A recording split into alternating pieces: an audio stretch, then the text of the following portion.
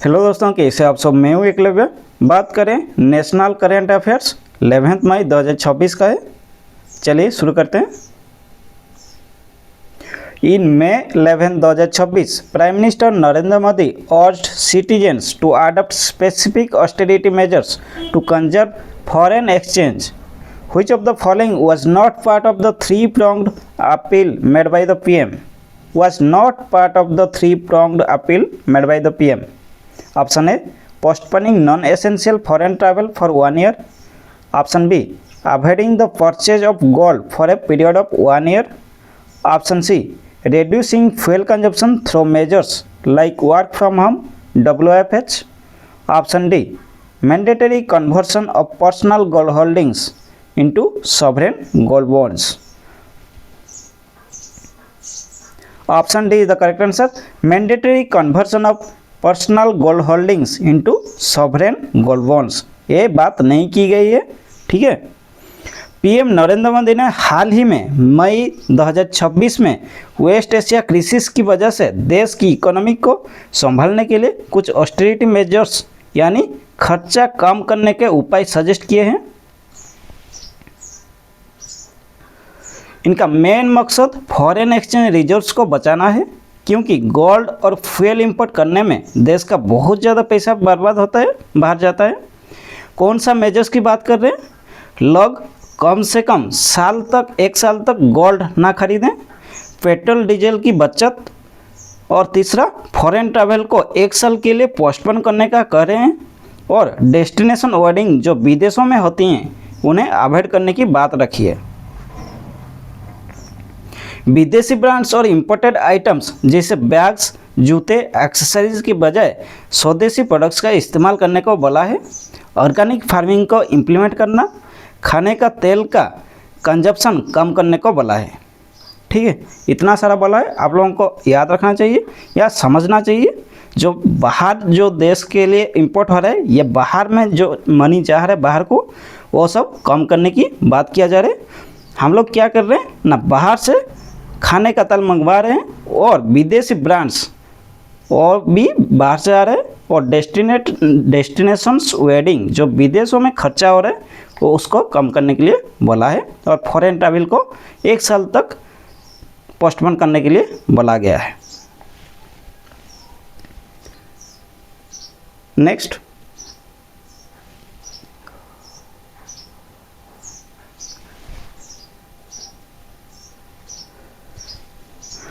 Under the Site Management Plan SMP discussed in the context of the 2026 Heritage Conservation Crisis, which constitutional provision directs the state to protect monuments of national importance?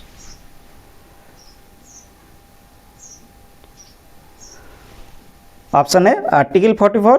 Option B, Article 48. Option C, Article 49. या Option D, Article 50. Option C article 49 क्या बोलता है? Provision directs the state to protect monuments of national important, article 49। चलिए सारे article के बारे में थोड़ा बहुत देख लेते हैं। ये चारों article 44 uniform civil code UCC, इसका मकसद पूरे देश में सभी सिटीजन्स के लिए एक जैसा सिविल लॉ लाना है, चाहे उनका रिलीजन कुछ भी हो। ठीक है, uniform civil code UCC article 44। अगर आर्टिकल 48 की बात किया जाए, आर्टिकल 48 ये आर्टिकल सरकार को जिम्मेदारी देती है कि वो पर्यावरण एनवायरनमेंट का रक्षा करे और उसमें सुधार लाए। Environment protection law article 48A environment protection. ठीक। आर्टिकल 49 क्या कहता है? आर्टिकल 49 कहता है हमारे देश की जो हिस्टोरिकल इमारतें या नेशनल इम्पोर्टेंस की जगह हैं उन्हें बचाना और सरकार का फर्ज है। Protection of monuments article 49। ठीक है। अगर आर्टिकल 50 का बात किया जाए, separation of judiciary from executive, ये आर्टिकल कहता है कि जुडिशियरी यानी अदालत और एग्जीक्यूटिव यानी सरकार या प्रशासन को एक दूसरे से अलग रहना चाहिए। आर्टिकल 50 क्या कहता है ना, separation of judiciary from executive. ठीक है, next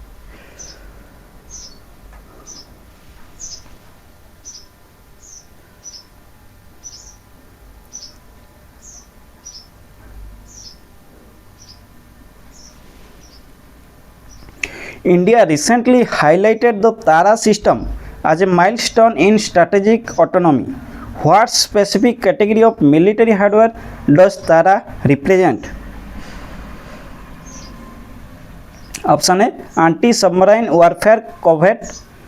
Option B, indigenous precision strike glide weapon system. Option C, hypersonic cruise missile.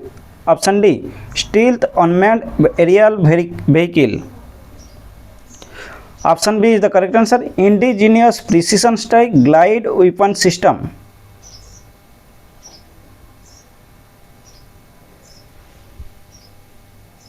एक कहाँ यूज हो रहा है ना, तारा। तारा क्या है, एक मिसाइल है। ठीक है, हाल ही में मई 2026 डीआरडीओ और इंडियन एयरफोर्स ने तारा यानी tactical advance range augmentation weapon system का सफल मेडन फ्लाइट ट्रायल किया है। ये इंडिया का पहला fully indigenous glide weapon system है। ये एक मॉड्यूलर रेंज एक्सटेंसिव किट है जो पुराने अनगाइडेड बम्स को प्रिसिशन गाइडेड स्मार्ट बम्स में बदल देता है।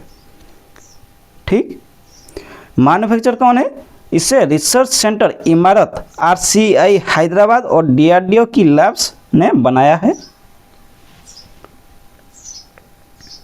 Next,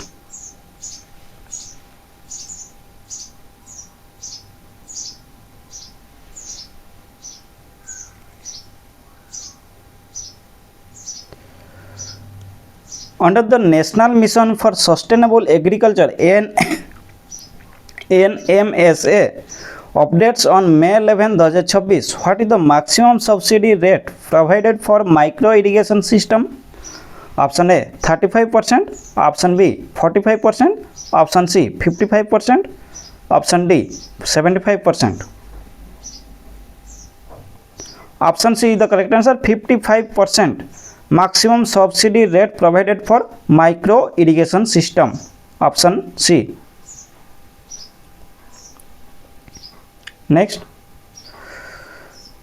NMSA provides up to 55% subsidy for micro irrigation and Rs 30,000 per family for integrated farming system IFS to enhance water use efficiency.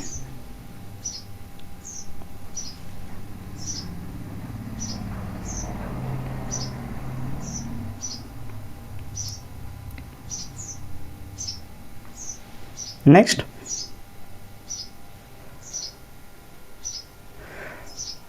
the Ministry of Labor and Employment recently operationalized 4 labor codes.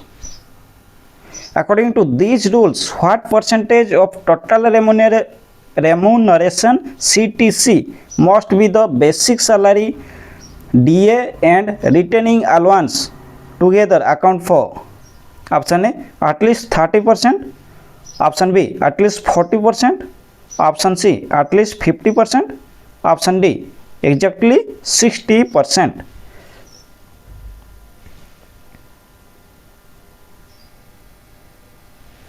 Option C is the correct answer, at least 50% of the total remuneration CTC must be the basic salary, DA and retaining allowance together account for at least 50%. Option C. Next,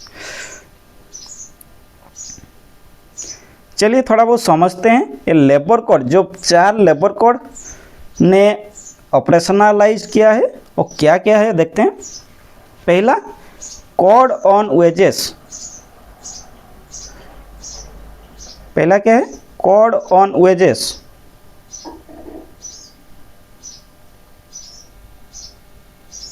दो 2019 मजदूरी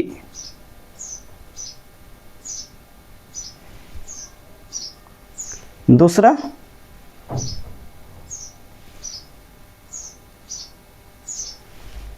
industrial relations code 2020। तीसरा code on social security.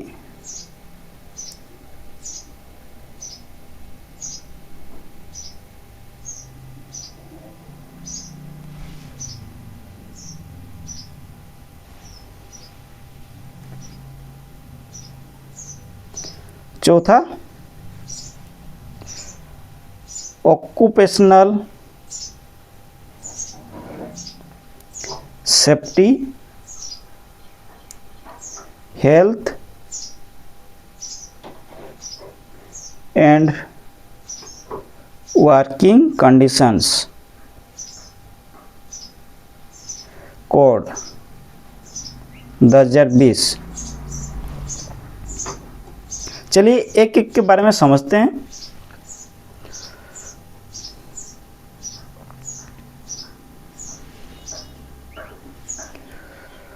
Code on wages, code on wages 2019। इसमें 3 चीज़ें आती हैं, universal minimum wages, floor wage, timely payment. Code on wages 2019 मजदूरी की बात किया जाता है करती है। इसमें यूनिवर्सल मिनिमम वेज क्या है? पहले मिनिमम वेज सिर्फ कुछ सेक्टर्स के लिए था, अब ये सब के लिए मैंडेटरी है, चाहे आप ऑर्गेनाइज सेक्टर में हो या अनऑर्गेनाइज्ड। फ्लोर वेज क्या है? सेंट्रल गवर्नमेंट एक फ्लोर वेज फिक्स करेगी और कोई भी स्टेट उसे कम सैलरी नहीं रख सकती। टाइमली पेमेंट क्या है? हर महीने की 7 तारीख तक सैलरी मिलना कंपलसरी है। ठीक है, कोड ऑन वेजेस 2019 मजदूरी की बात करती है। ये सब हो गया। अब दूसरा देखते हैं, industrial relations code. Industrial relations code 2020।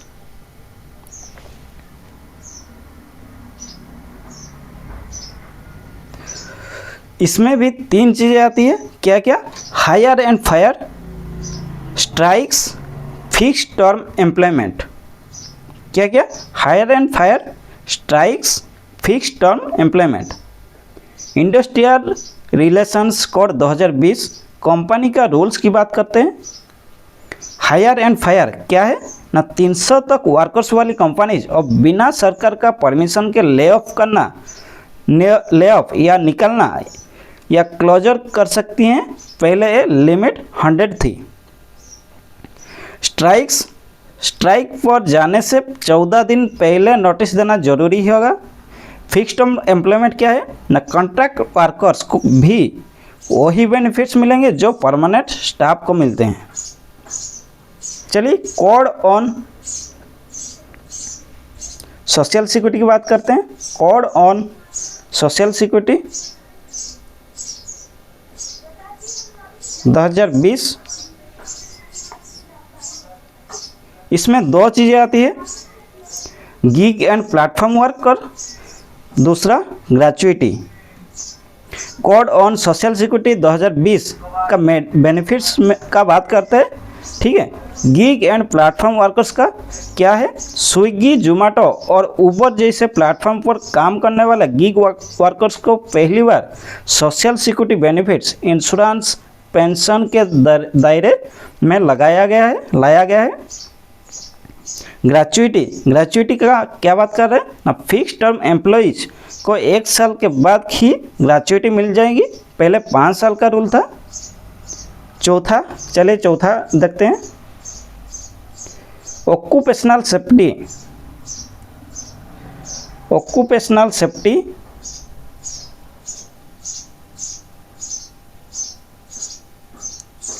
Health and working conditions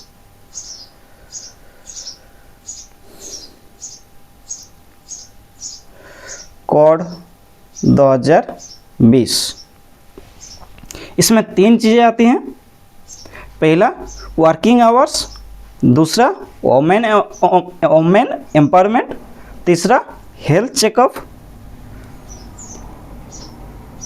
working hours क्या बोल रहा है, हफ्ते में मैक्सिमम 48 आवर्स का काम अलाउड है। ओवर टाइम के लिए डबल पे देना पड़ेगा। वोमेन एम्पावरमेंट ये क्या है, महिलाएं अब हर फील्ड में और नाइट शिफ्ट्स में भी काम कर सकती हैं, उनके कंसेंट और सेफ्टी के साथ। हेल्थ चेकअप क्या है ना, 40 साल से ज़्यादा उम्र से वर्कर्स के लिए साल में एक बार फ्री हेल्थ चेकअप कंपलसरी है। ये रहा आपका 4 लेबर कोड्स। ये इम्पोर्टेंट एग्जाम के लिए नहीं है, लेकिन आपको याद रखना है कि क्या है और आपके लिए क्या बेनिफिट होगा अगर आप कोई भी प्राइवेट सेक्टर या गवर्नमेंट सेक्टर में काम कर रहे हैं। ठीक है, और एक क्वेश्चन को याद रखने में भी आपको हेल्प करेगा, इसलिए 4 लेबर कोड्स क्या है आपको जानना बहुत ही जरूरी है। यहाँ option C is the correct answer. At least 50% of the total remuneration CTC must be the salary, DA and retaining allowance together account for. Option C. Next,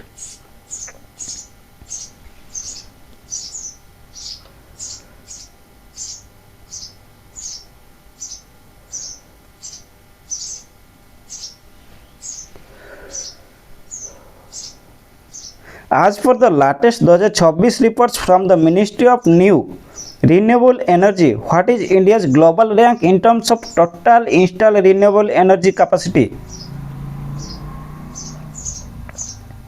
option A first, option B second, option C third, option D fifth. Option C the correct answer third.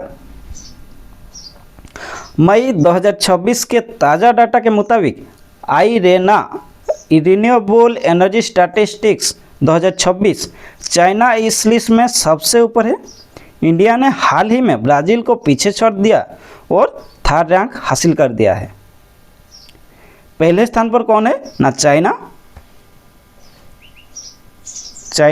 दूसरा कौन है, USA। तीसरा India. यहाँ note करने की बात है exam point of view से, इंडिया ने जून 2025 में ही अपने टोटल पावर मिक्स का 50% नॉन फॉसिल सोर्सेस से हासिल करने का टारगेट पूरा कर सकता है, जो कि अपने असली डेडलाइन 2030 से 5 साल पहले है। इरेना का फुल फॉर्म क्या है, इंटरनेशनल रिन्यूएबल एनर्जी एजेंसी। आईरेना का बारे में थोड़ा बहुत जानते हैं। आईरेना क्या है, इसका स्थापना 2009 में हुआ था। कब हुआ था, 2009। इसका फुल फॉर्म क्या है, इंटरनेशनल रिन्यूएबल एनर्जी एजेंसी।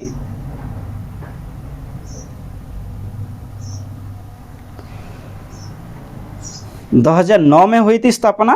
इसका हेडक्वार्टर कहाँ पर है, Abu Dhabi, United Arab Emirates, UAE। Members country इसके 168 प्लस मेंबर कंट्री हैं। इंडिया इसका एक फाउंडर मेंबर है।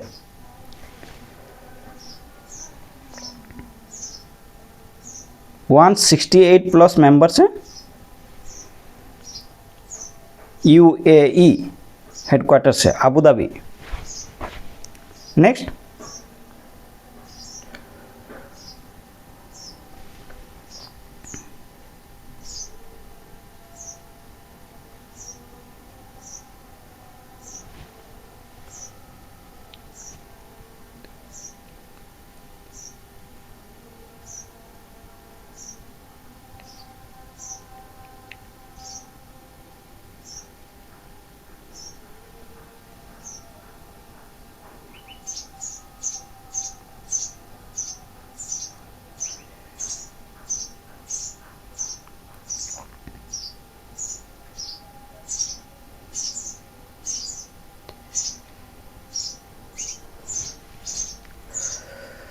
In the ongoing legal debates, May 2026, regarding the independence of the Election Commission, which Supreme Court judgment was cited as having provided interim measures to fill the vacuum until 2023 law was enacted.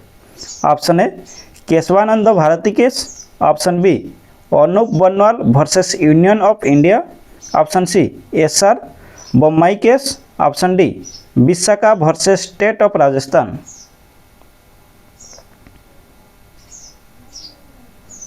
Option B is the correct answer, Anoop Banwal versus Union of India.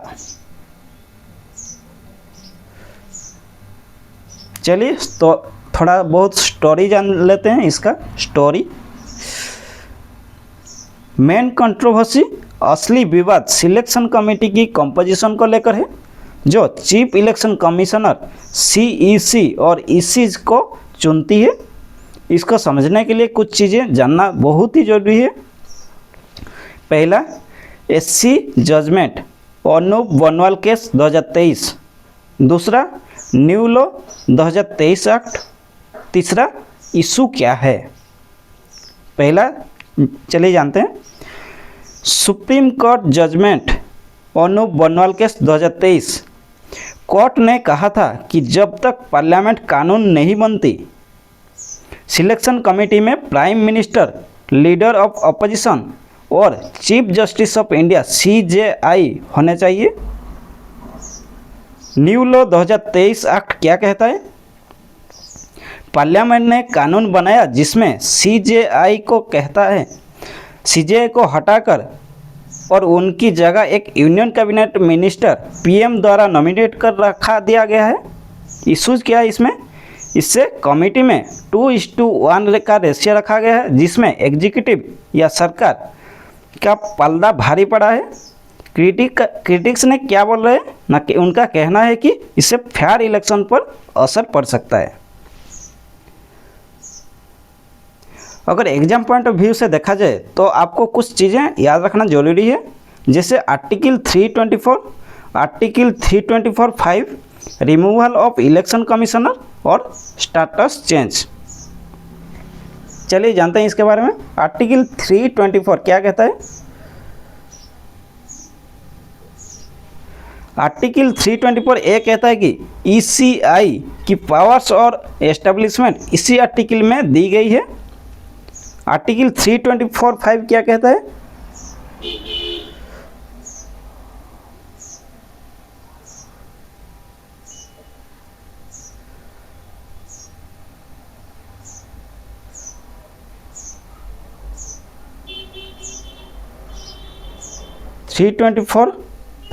क्या कहता है? Chief इलेक्शनर commissioner को हटाने का तरीका supreme court जज के बराबर है. Impeachment like process. चलिए, रिमूवल ऑफ इलेक्शन कमिश्नर इन्हें सिर्फ सीईसी रिकमेंडेशन पर ही हटाया जा सकता है. स्टेटस चेंज क्या है? नए कानून के मुताबिक चीफ इलेक्शनर कमिश्नर ईसीज की सैलरी और स्टेटस अब कैबिनेट सेक्रेटरी के बराबर है.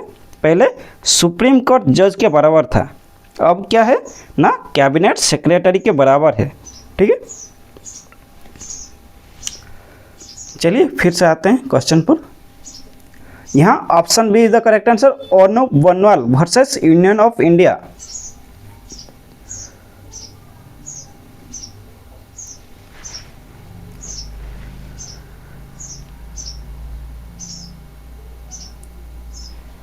Next,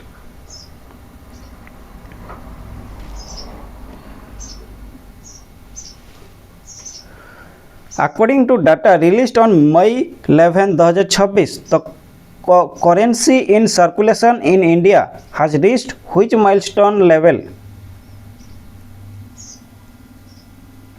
Option A 25.50 lakh crore, option B 32.10 lakh crore, option C 42.12 lakh crore, option D 50 lakh crore.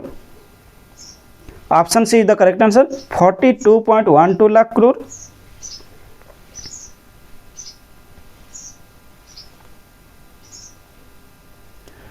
Despite the surge in digital payments and UPI, India's cash dependency remains high with currency in circulation more than doubling since 2026 to reach Rs 42.12 lakh crore in 2026। बोला कि 2016 से double हो चुका है, अब 2026 में कितना हो रहा है ना 42.12 lakh crore.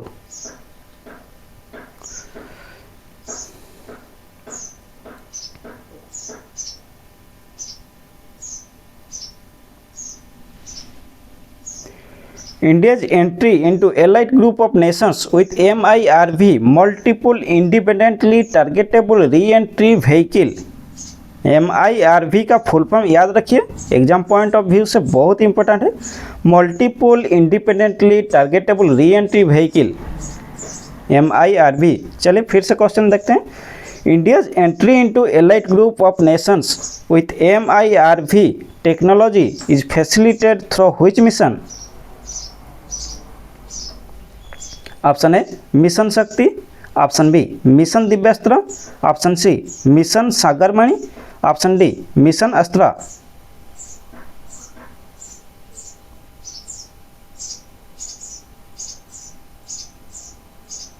Option B is the correct answer, mission Divyastra, option B. Next,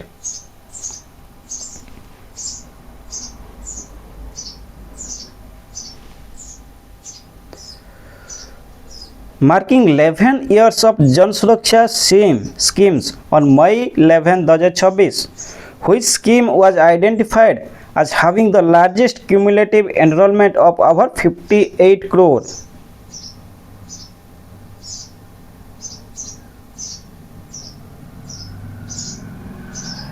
option A PMJJBY, option B PMSBY, option C APY, option D PMJDY।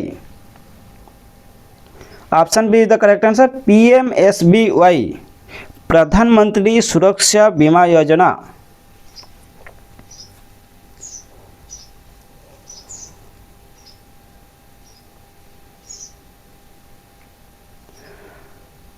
प्रधानमंत्री सुरक्षा बीमा योजना PMSBY has achieved over 58.09 crore enrollments, making it one of the largest accidental insurance programs in the world. Next, thank you. और ज़्यादा से ज़्यादा practice करने के लिए आप लोगों को कहाँ जाना पड़ेगा पता है आपको, ठीक है?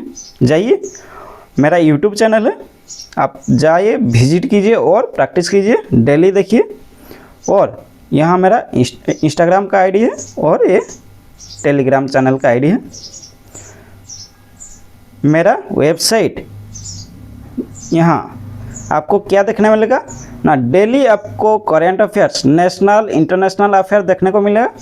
कितना 60 क्वेश्चन होंगे, आपको 40 मिनट में ख़त्म करना पड़ेगा और 40 मिनट एक्स्ट्रा दीजिए। आप ये प्रैक्टिस करने के बाद 40 मिनट एक्स्ट्रा दीजिए ताकि आप एनालिसिस कर सकें कि क्या दिक्कत हुआ, कहाँ में आप फंसे हैं। ठीक, रखता हूँ, धन्यवाद।